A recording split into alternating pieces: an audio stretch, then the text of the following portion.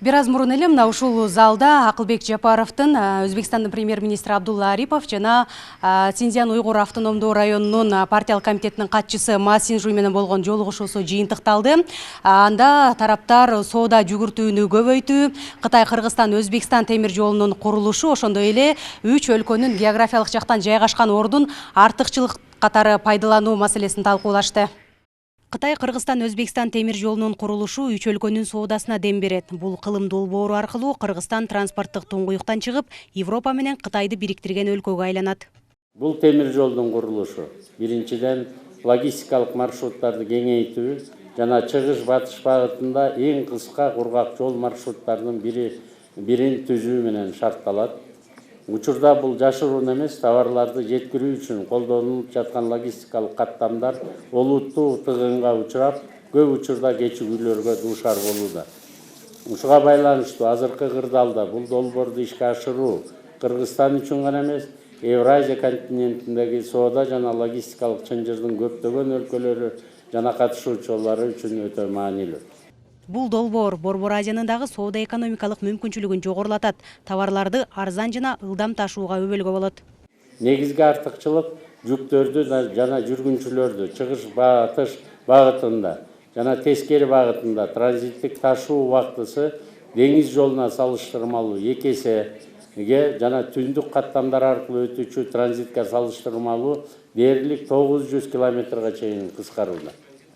Серепчилердин, анын ичинде кытайлык дагы серепчилердин айтымында бул 7-8 күндүк убакытты үнөмдөп, аталган долбоорду Кытай менен Европанын ортосундагы эң кыска транспорттук каттамдардын бирине айландырат. Акылбек Жапаров долбоордун техникалык экономикалык негиздемеси иштелип чыгып бекитилгенин айтты. Мега долбоорду ишке ашыруу үчүн жигердүү аракет улантылаарына ишеним артты. Акылбек Жапаров Кыргызстан борбордук жана Батыш Азияга чыгууга кызыккан тараптарга көпүрө болууга даяр экенин белгиледи. Негизги соода алмашуу агымы Синьцзян аркылуу өтөт жана бул аймак биз үчүн Кытайга кандайдыр бир дарбаза болуп саналат. Тарыхый жактан жана өзүнүн жайгашкан жеринен улам Кыргызстан да Кытай үчүн бир нече Борбор Азия өлкөлөрүнүн багытындагы дарбаза болуп калган.